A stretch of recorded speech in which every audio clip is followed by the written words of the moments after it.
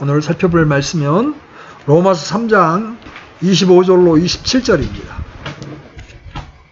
로마서 3장 25절로 27절 말씀 같이 보겠습니다. 시작. 그분을 하나님께서 그분의 피를 믿는 믿음을 통한 화해 헌물로 제시하셨으니 이것은 하나님께서 참으심을 통해 과거의 죄들을 사면하심으로써 자신의 의의를 밝히 드러내려 하시며 내가 말하거니와 이때에 자신의 의의를 밝히 드러내사 자신이 의롭게 되며 또 예수님을 믿는 자를 의롭게 만드시는 이가 되려 하심이라. 그런즉 자랑할 것이 어디 있느냐? 있을 수 없느니라. 무슨 법으로냐? 행위의 법으로냐? 아니라 오직 믿음의 법으로니라. 아멘. 구약 성경에는 이런 말씀이 나와요. 네가 하나님의 명령들을 지키면 살리라. 이른바 계명 또는 명령이라고 알려진 하나님의 율법을 지키면 산다. 사람이 하나님 앞에 의롭게 될 수 있는 방법이 율법을 완전하게 지키는 게 있고, 로마서 3장에 의하면 이제 율법 밖에, 율법 외에 믿음으로 의롭게 되는 법이 제시가 된다. 율법을 완전하게 사람이 지킬 수 있으면 얼마나 좋겠어요. 그죠? 그런데 우리의 육신이 있는 거로 그 누구도 하나님의 법을 완벽하게 지킬 수 있는 사람이 없다. 그래서 성경은 의로운 사람은 없나니 없도다 한 사람도 없도다. 그래서 로마서 3장에서 신약적인 의롭게 될 수 있는 길을 제시하고 있죠. 죄인이 어떻게 의롭게 될 수 있는가? 율법 밖에 있는 하나님의 의, 율법과 대언자들이 증언한 하나님의 의이신 예수 그리스도를 믿음으로 말미암아 모든 사람에게 비치는 하나님의 의에 대해서 우리가 읽은 본문 바로 위에 24절에서 말씀하고 있죠. 그래서 이제 어떤 죄인이라도 값 없이 하나님의 은혜로 의롭게 되는 길이 열렸습니다. 우리 기독교의 3대 진리, 종교개혁을 일으켰던 마르틴 루터가 외쳤던 기독교의 3대 진리가 뭐예요? 오직 은혜, 오직 믿음, 오직 성경. 여러분, 이러한 주장이 왜 나왔어요? 종교개혁이 일어나기 전에 가톨릭에서는 오직 은혜가 아니었습니다. 가톨릭은 선행을 구원의 조건으로 내겁니다. 하나님의 은혜도 있지만 우리가 착한 일을 해야 된다. 율법을 지켜야 한다. 그렇죠? 오직 믿음이 아니라 율법을 행해야 한다. 오직 성경? 중세 가톨릭은 신자들로부터 모든 성경을 빼앗아 갔습니다. 신부 한 사람만 라틴어 성경을 가지고 있어서, 우리나라도 초기 가톨릭이 들어왔을 때는요, 성경이 한글 성경이 아니라 라틴어 성경. 그러니까 아무도 모르는 거야. 신부 외에는 아무도 모르는 거야. 성경을 평신도들로부터 빼앗아 가는 곳이 가톨릭입니다. 그래서 종교개혁을 일으키면서 마르틴 루터는 오직 성경. 그래서 마르틴 루터가 종교개혁을 일으킨 다음에 가장 먼저 시작한 일이 뭐냐면 독일어로 성경을 번역해서 평신도들에게 나눠주는 거였습니다. 그리고 오직 은혜로만 구원을 받는다. 하나님이 행하신 일을 오직 믿음으로 구원을 받는다. 이 세 가지 기치를 내걸고 종교개혁 운동을 시작하게 된 거죠. 사람은 하나님이 주신 법을 지킴으로 의롭게 되는 것이 아니라 하나님의 은혜로 의롭게 된다는 것이 바로 첫 번째입니다. 그리고 행위가 아니라 믿음으로 의롭게 된다는 것이 두 번째예요. 세 번째, 이 모든 의는 성경에 미리 기록된 증거에 따른 것이다. 그죠? 여러분, 이 하나님의 의가 어느 날 갑자기 뿅 하고 나타난 게 아니라 율법과 대언서들에서 이미 예언해 놓은 거예요. 여러분, 창세기에 보면 아담이 타락하자마자 하나님이 여자의 씨를 보내리니 여자의 씨가 제시된다고. 구약의 대언서들에 보면 예수님이 오실 것에 대한 예언이 많이 등장하는 거예요. 자, 하나님이 보내실 하나님의 의가 누구예요? 바로 하나님의 아들 예수 그리스도십니다. 그분은 인간으로 오셨지만 죄가 없는 분으로서 율법을 완전하게 지키셔서 이 땅에 살았던 모든 인간 가운데 유일하게 하나님의 율법을 성취하신 분이야. 그래서 이제 그분을 믿으면 우리가 의롭게 될 수 있는 길을 하나님이 열어주셨어요. 그래서 오직 은혜, 오직 믿음, 오직 성경, 이 종교개혁 정신을 그대로 묘사한 위대한 이 진리는 로마서 3장을 요약한 거예요. 이 세 개는 서로 연결되어 있어서 분리될 수가 없는 거예요. 그래서 이 세 가지를 한마디로 딱 압축해서 요약하면 뭐예요? 오직 예수. 여기에는 나의 무엇, 인간의 무엇이 들어갈 틈이 없어요. 나의 행위, 나의 노력, 나의 열정, 나의 의 등 나의 무엇은 전혀 들어갈 공간이 없습니다. 우리는 평생 동안 이 점을 잊지 말아야 합니다. 내가 아니라 그리스도, 행위가 아니라 믿음, 나의 공로가 아니라 하나님의 은혜. 오늘 우리가 읽은 이 본문 말씀은 하나님께서 죄인을 의롭게 하실 뿐만 아니라 자신 역시 의로우심을 선포하는 거예요. 십자가는 언제나 사람과 하나님을 동시에 다루고 있습니다. 보세요. 십자가는 하나님의 공의와 하나님의 사랑이 만나는 곳입니다. 자, 죄인들의 죄에 대한 형벌과 심판을 다루는 동시에 하나님의 거룩하심을 선포하는 곳이 십자가입니다. 여러분 십자가를 바라볼 때 여러분 어떤 생각을 하셔야 돼? 아, 나의 죄가 죄 없는 하나님의 아들이 대신 저주를 받아야 할 만큼 끔찍한 것이었구나. 또 우리는 십자가를 통해서 죄가 용서되고 제거되는 것을 볼 수가 있죠. 동시에 우리는 십자가를 통해서 하나님의 의를 볼 수가 있습니다. 많은 사람들이 십자가를 통해서 하나님의 사랑을 본다고 하지만 그보다 먼저 보아야 할 것은 십자가에서 하나님의 의를 보아야 합니다. 하나님의 의. 하나님은 십자가를 통해서 자신의 의를 밝히 선포하신 거예요. 처음부터 의로우신 주님께서 예수 그리스도의 십자가를 통해 자신을 의롭다고 선포하시고 의롭게 되셨습니다. 여러분 보세요. 하나님이 의롭게 되다니 이거 무슨 생뚱맞은 말입니까? 하나님은 원래 의로우신 분이잖아요. 그런데 그 하나님이 의롭게 될 필요가 있다는 거예요. 자 보세요. 하나님은 아담 때부터 계속해서 사람들의 죄를 용서해 오셨습니다. 때때로 심판도 하셨고 벌을 주시기도 하셨지만 하나님은 죄인들을 즉각 모두 심판하거나 징계하지 않으셨잖아요. 오래 참으심을 통해 용서하셨습니다. 죄를 때때로 간구하시고 죄인들을 용서하시는 하나님께서 십자가를 통해서 비로소 자신의 그런 모든 용서가 의롭게 되었다는 거예요.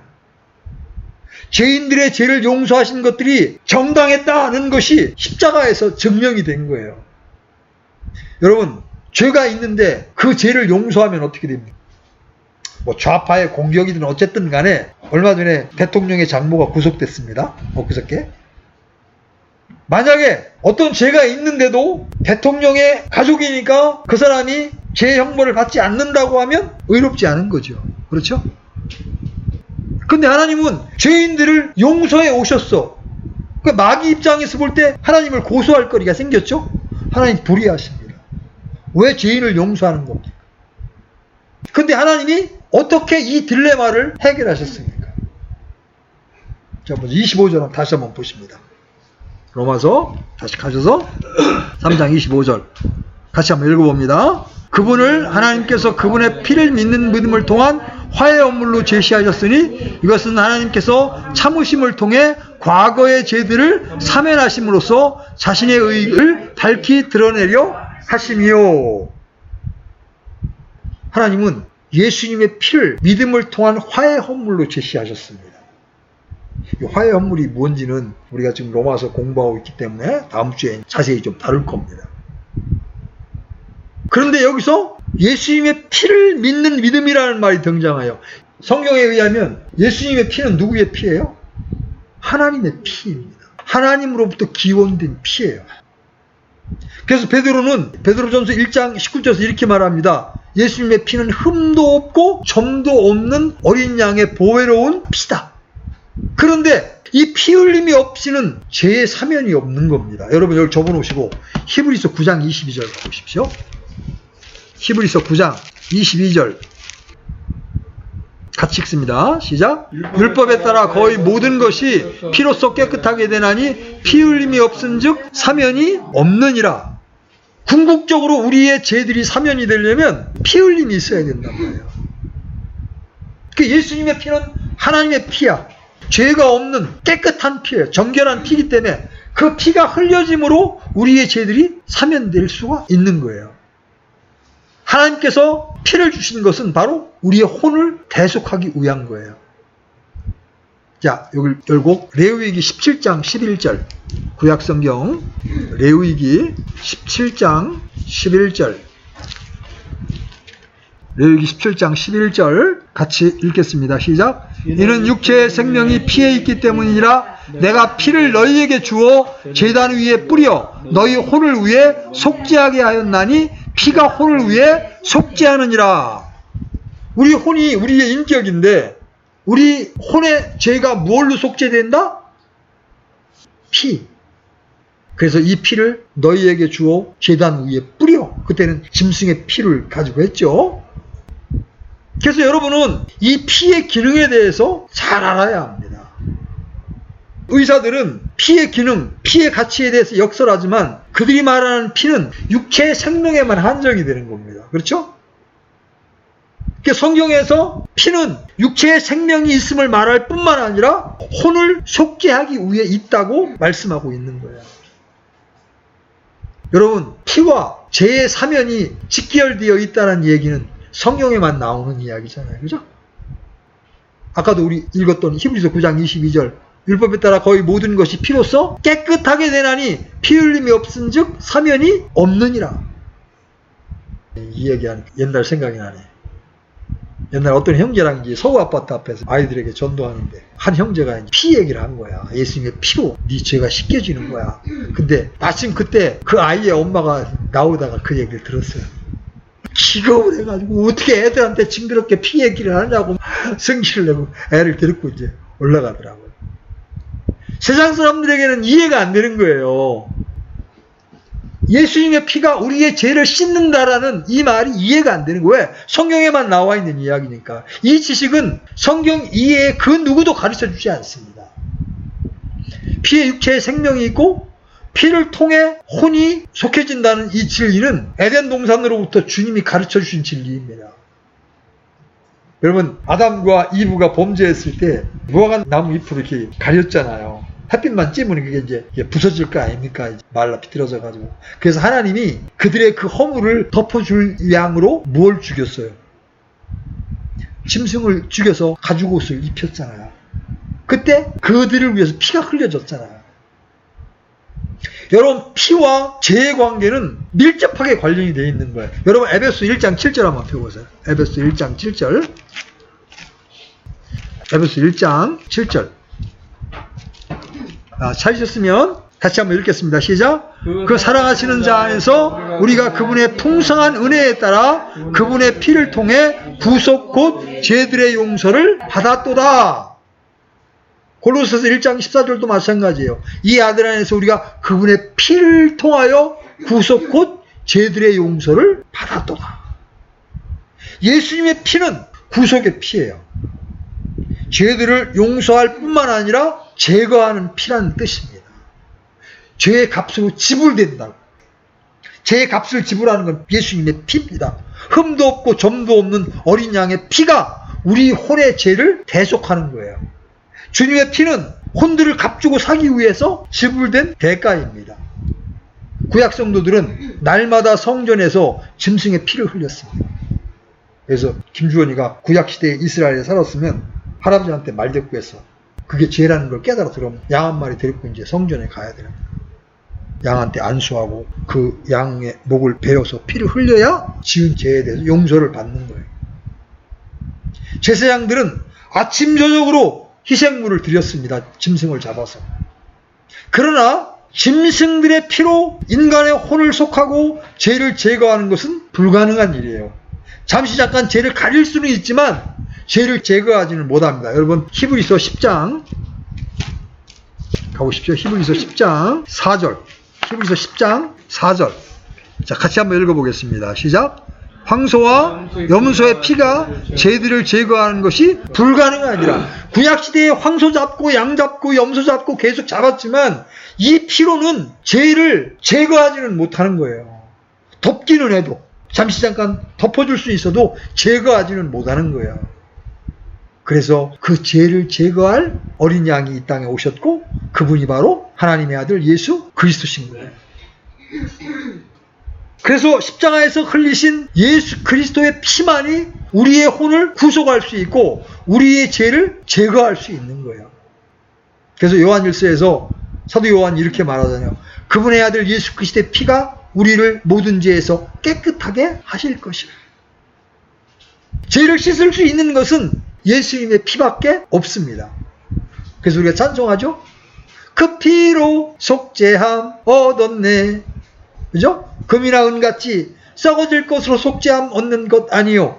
거룩한 하나님 어린 양 예수의 그 피로 속죄함 얻었네. 우리의 죄를 씻는 것, 우리의 죄를 제거하는 것은 오직 하나님의 아들 예수 그리스도의 피입니다. 하나님은 우리의 죄를 깨끗하게 씻기 위해 바로 예수 그리스도의 피를 사용하십니다. 여러분이 그 피를 믿을 때 여러분의 죄는 씻어지는 거예요. 자, 요한계시록 1장 5절도 한번 가봅니다. 요한계시록 1장 5절. 자, 다 찾았으면 1장 5절 같이 한번 읽어보겠습니다. 시작. 또 신실한 증인이시오 죽은 자들 중에서 처음 난 부지며 땅의 왕들의 통치자이신 예수 그리스도부터 은혜와 평강이 너희에게 있기를 원하노라. 우리를 사랑하사 자신의 피로 우리의 죄들에서 우리를 씻으시고. 뭘로? 예수님의 피로. 자신의 피로 우리의 죄들로부터 우리를 씻으시고. 죄와 피의 관계는 너무나 선명해서 달리 설명할 필요가 없는 거예요. 죄를 속하기 위해 흠도 없고 점도 없는 하나님의 어린 양이 필요합니다. 그분이 바로 하나님의 아들 예수 그리스도십니다. 하나님은 예수님의 피를 통한 구속을 위해 예수님을 화해 헌물로 삼으셨습니다. 여러분, 지금 로마서 3장 25절에 나오는 화해 헌물을 간략하게 한번 우리가 살펴보고 넘어갑시다. 화해 헌물. 왜 속죄 제물이라고 안 하고 화해 헌물이라고 했을까? 이 화해 헌물이란 원수들끼리 서로 반목하고 대적하는 사이를 사랑의 관계로 바꿔놓기 위해서 드리는 헌물입니다. 모든 사람들은 죄로 인하여 하나님과 원수 관계였습니다. 하나님의 진노 아래 있었습니다. 성경은 말하기를 한때는 너희가 사악한 행위들로 인하여 멀리 떨어져 너희 마음에서 원수가 되었으나 이렇게 말합니다. 지금 이 세상의 죄인들이 예수 그리스도를 거부한 채 하나님의 사랑을 운운하는 것은 넌센스입니다. 하나님은 그들과 원수된 상태이기 때문이에요. 하나님은 원수된 우리와 화해하기 위해 예수 그리스도의 피를 화해 헌물로 제시하신 거예요. 그래서 누구든지 그 피를 믿는 자들과 화해하십니다. 자, 고린도 후서 5장 18절로 20절. 고린도 후서 5장 18절로 20절. 자, 찾으셨으면 같이 읽습니다. 시작. 또 모든 것이 하나님에게서 났으며 그분께서 예수 그리스도를 통하여 우리를 자신과 화해하게 하시고 또 화해하게 하는 사역을 우리에게 주셨으니 곧 하나님께서 그리스도 안에 계시사 세상을 자신과 화해하게 하시며 그들의 범법을 그들에게 돌리지 아니하시고 화해하게 하는 말씀을 우리에게 맡기셨느니라. 그런즉 하나님께서 우리를 통해 너희에게 간청하시는 것 같이 이제 우리가 그리스도를 위한 대사가 되어 그리스도를 대신하여 너희에게 간구하노니 너희는 하나님과 화해하라. 주님이 제시한 화해 헌물을 받아들이면 우리는 하나님과 화해의 관계가 되는 거예요. 더 이상 주님의 진노와 심판 아래 있지 않게 되는 거죠. 그런데 여기 믿음을 통한 화해 헌물이라는 말에 주목해 보십시오. 우리에게 필요한 것은 언제나 믿음입니다. 하나님이 준비하시고 행하신 모든 일을 선포하고 제시할 때 믿지 않으면 아무런 효력이 없습니다. 보세요. 2000년 전에 이미 예수님의 피가 흘려졌죠? 그런데 안 믿으면 그분이 화해 헌물이 되실 수가 없는 거야. 내가 그걸 믿을 때 그 피는 하나님과 우리를 화해시키는 피가 되는 거야. 다시 로마서 3장 25절에서 오래 참으심을 통해 과거의 죄들을 사면하심으로써라는 말에 주목해 보십시오. 성경에 이 부분은 4번이 나오는데 이게 번역본마다 다 틀리게 번역되어 있습니다. 개역성경은 죄들의 사면을 위해라고 번역되어 있고, 또 한글 킹제임스 성경은 죄들의 사면으로 인해 이렇게 번역되어 있고, 흠정역은 죄들의 사면하심에 관한 이렇게 번역되어 있습니다. 개역성경을 비롯한 현대 역본들이 죄들의 사면을 위해라고 한 것은 잘못 번역된 것일 뿐만 아니라 잘못된 신학입니다. 주님은 구약 성도들의 죄를 용서하셨습니다. 주님께서 오래 참으심을 통해 과거의 죄들을 사면하신 데 대한 최종적인 후속 조치가 바로 십자가입니다. 하나님께서 예수 그리스도란 화해 연물, 죄를 사면하고 깨끗하게 하고 제거하는 보배로운 피가 없다면 결코 죄인들의 불법과 죄를 오래 참으실 수 없었을 겁니다. 하나님의 마음속엔 계획이 있었죠? 내가 언젠가 때가 되면 아들을 보내서 그 아들이 피를 뿌리고 십자가에서 치욕스러운 죽음을 맛보게 될 것인데, 그것은 바로 이 사람들의 죄를 위한 것이다. 그렇기 때문에 십자가를 계획하신 하나님이 이 사람들의 죄를, 과거의 죄들을 용서해 오신 거예요. 하나님은 그 피를 통해 죄인들의 죄를 사면하신 것에 대한 자신의 의의를 밝히 드러내신 거예요. 하나님께서 불법과 불의를 무조건적으로 용서하면 죄를 방조하는 분이 되잖아요.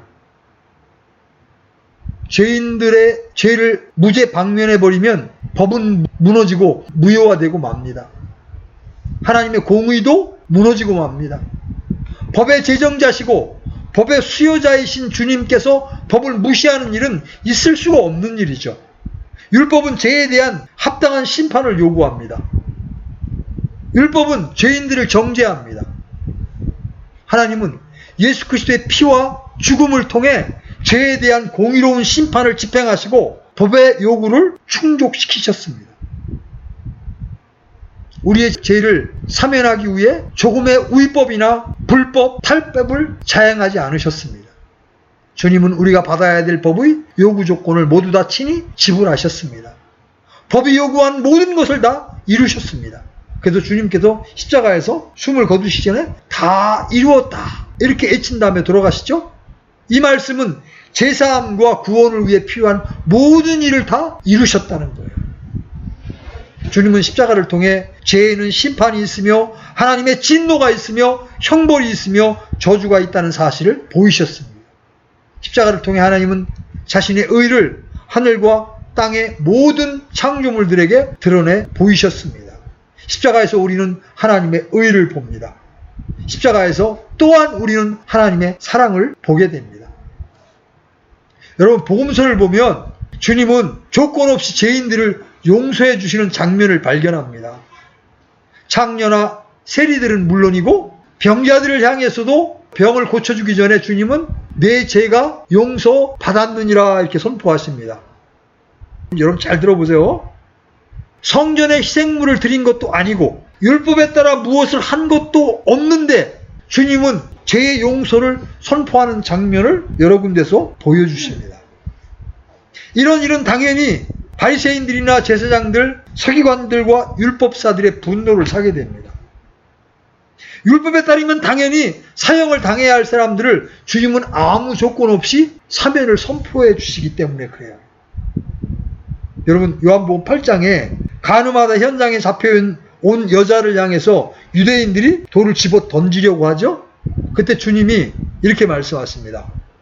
나도 너를 정죄하지 아니하노니 가서 다시는 죄를 짓지 말라.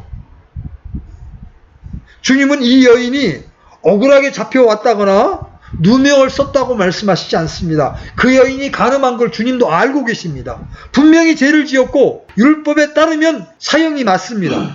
그런데 주님은 그녀를 용서해 주셨습니다. 이는 주님께서 불법을 묵인하시거나 방임하신 것이 아니에요. 주님께서 이렇게 사람들의 죄를 용서해 주신 것은 자신이 친히 이들의 불법과 죄를 담당하시고 이 여인과 같은 죄인들이 받아야 될 율법의 정죄와 형벌, 심판과 저주를 친히 담당하셨기 때문에 그렇습니다. 그래서 주님은 오래 참으심으로 과거의 죄들의 사면으로 인해 자신의 의를 선포하셨다고 말씀하시는 거예요. 자, 우리 다시 로마서 3장 26절로 가봅니다. 로마서 3장 26절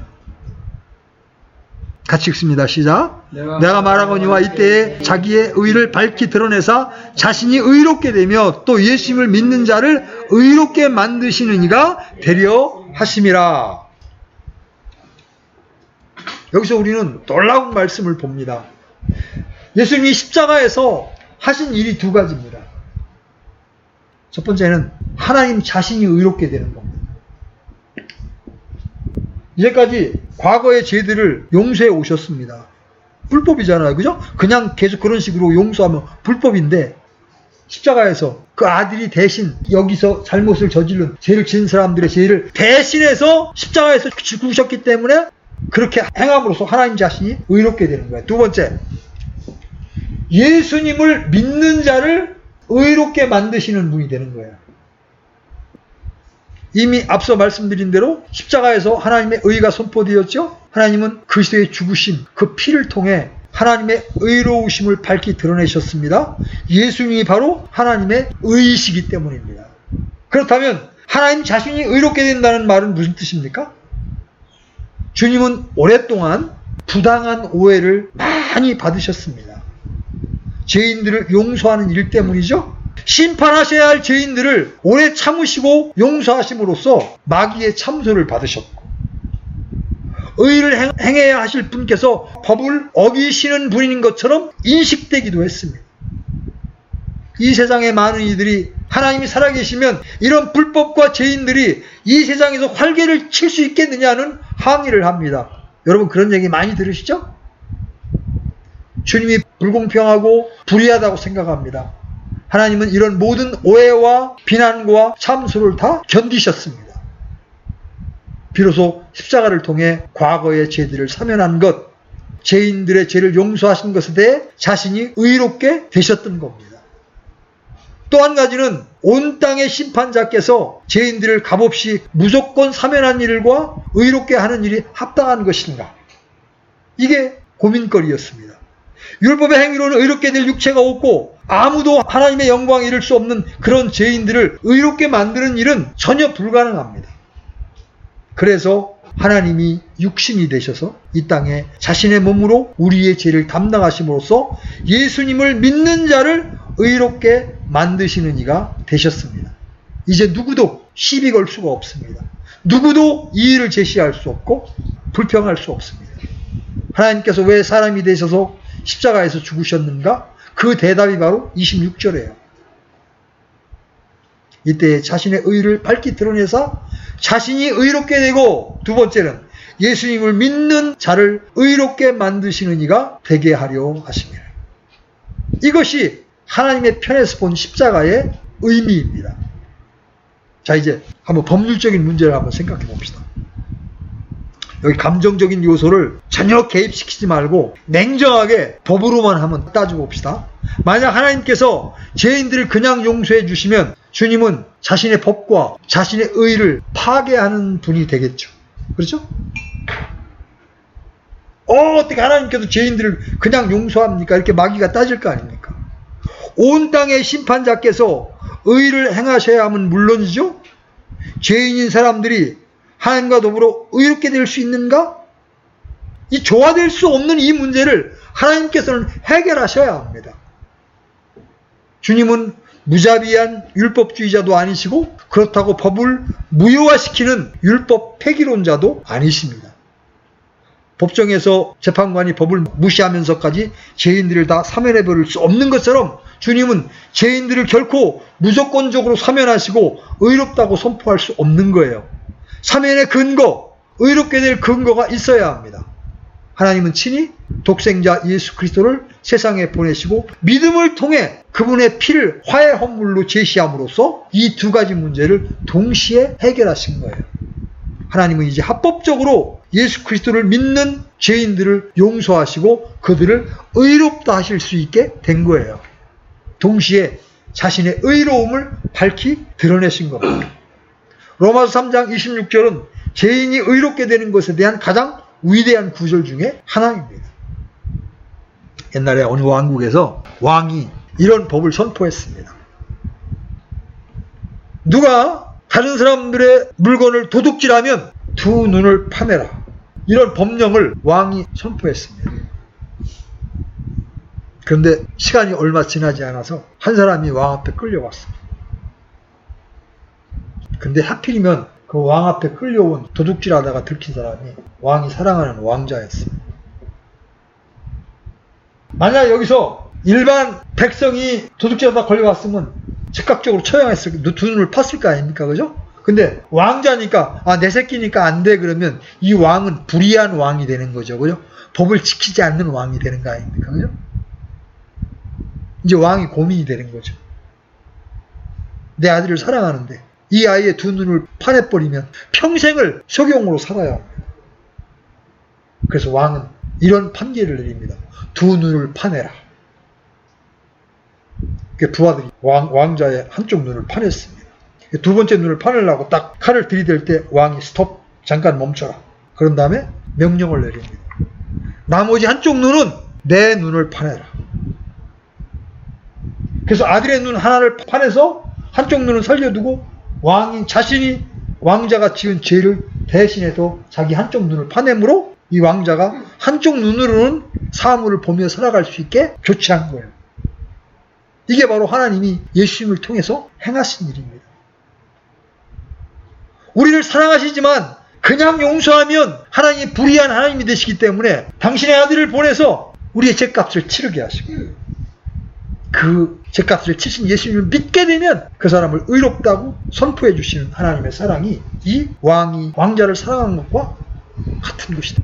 그래서 로마 3장 27절에서 바울은 이렇게 말합니다. 27절 같이 읽습니다. 27절. 그런즉 자랑할 것이 어디 있느냐? 있을 수 없느니라. 무슨 법으로냐? 행위의 법으로냐? 아니라 오직 믿음의 법으로니라.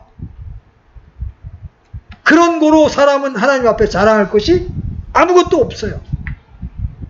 우리가 교회를 다녔다, 침례를 받았다, 헌금을 많이 했다, 새벽 기도를 했다, 금야 철야 기도를 했다, 교회 행사는 나 빠지지 않았다, 이런 자랑거리가 있는지 모르겠어요. 많은 이들이 주님 위해 봉사한다고 말하죠. 그러나 주님이 우리를 용서하신 것은 우리의 의로운 행으로 말미암은 것이 아닙니다. 성경이 말하는 대로 무슨 법으로냐? 행위의 법으로냐? 아닙니다.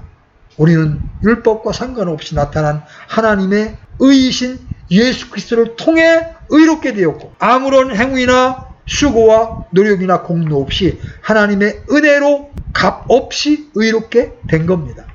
누구든지 자신의 행위나 공로를 내세운다면 그는 하나님의 은혜에서 떨어진 자입니다. 유대인들은요, 전통적으로 내려오는 구약의 율법을 여전히 지키려고 했습니다. 그들은 은혜로 받는 구원을 받아들이지 못했어요. 그래서 안식일을 지키고 할례를 행하고 모세의 율법을 지켜야 구원이 있다고 주장을 했습니다. 로마 카톨릭은 어때요? 교황청이 정한 갖가지 다양한 율법을 지켜야 구원이 있다고 주장을 했습니다. 교회가 사제들이 그리스도를 대신해 죄를 사해 줄 때 구원이 있다고 주장합니다.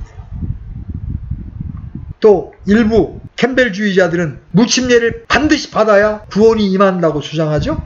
몰몬교들은 성경뿐 아니라 몰몬경을 받아들여야 구원을 받는다고 주장합니다. 안식교들은 반드시 안식일을 지켜야 구원이 있다고 주장합니다.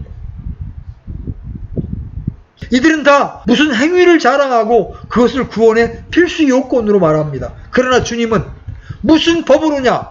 행위의 법으로냐? 묻습니다. 대답은 무엇입니까? 아니라. 이건 저의 주장이 아니에요. 저의 답변이 아닙니다. 아니다. 율법이 우리의 입을 막듯이 하나님의 은혜 역시 우리의 입을 막습니다. 우리는 단지 죄인일 뿐이며 우리 자신의 행위나 공로나 이런 것과 상관없이 값없이 주어진 하나님의 은혜로 구원받는다는 사실은 우리가 아무 자랑할 것이 없도록 합니다. 우리는 다만 믿음의 법으로 구원받습니다. 믿음의 법이 무엇입니까? 내가 행한 어떤 행위에 근거하지 않고 하나님께서 친히 우리를 위해서 우리를 대신해서 한 것들을 듣고 받아들이는 것이 믿음입니다. 주님은 내가 받아야 될 모든 형벌을 대신 받으셨습니다. 나를 위해 채찍에 맞으시고 온몸에 피를 다 쏟으셨습니다. 십자가에서 나를 대신해 죽으셨습니다. 하나님의 진노와 저주를 받으시고 나를 대신해서 지옥을 다녀오셨습니다. 이것이 전부가 아니죠? 주님은 나를 위해 의롭고 경건한 삶을 사셨습니다. 무죄한 삶, 경건한 삶, 성경에 기록된 완벽한 삶, 하나님을 기쁘시게 하고 순종하는 삶을 사셨습니다. 주님은 나를 위해 죽으셨을 뿐만 아니라 나를 위해 사셨습니다. 우리의 죄를 가져가시고 우리에게 자신의 의를 내려주시기 위해서입니다. 이런 사실을 복음에 담아 지금 우리 앞에 제시해 주고 있는 거예요.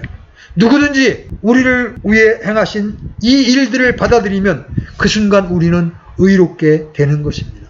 이것이 바로 믿음의 법이에요. 아멘. 하나님은 예수 그리스도를 믿는 믿음을 통해 모든 사람이 값없이 의롭게 될 수 있도록 해 주셨고 죄인들을 용서하시고 의롭다 하시는 자신 역시 의롭다 선포되신 거예요. 이제 성도들은 행위의 법이 아니라 믿음의 법으로 살 수 있는 자들이 된 겁니다. 구원뿐만 아니라 우리의 실제 삶도 이제 믿음으로 사는 겁니다. 의인은 믿음으로 말미암아 살리라. 이것이 신자가 사는 삶의 법칙입니다. 오늘 우리는 로마서 이 3장 본문의 말씀을 통해서 십자가는 죄를 무조건적으로 용서하시지 않고 자신의 아들을 대신 형벌에 내어주심으로 하나님이 십자가를 통해서 하나님도 의롭게 되시고 또 그 십자가를 믿는 믿음을 통해 믿는 우리도 의롭게 되는 길을 열어 놓으신 거예요. 여러분 이 십자가를 바라볼 때 여러분 감격이 있어요.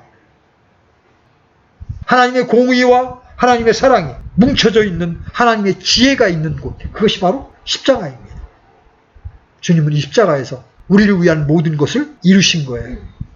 이 십자가를 여러분 기억하고 매 순간 이 은혜, 오직 믿음, 오직 성경이라고 하는 이 기독교의 핵심 진리를 잊지 않고 마음에 새기시면서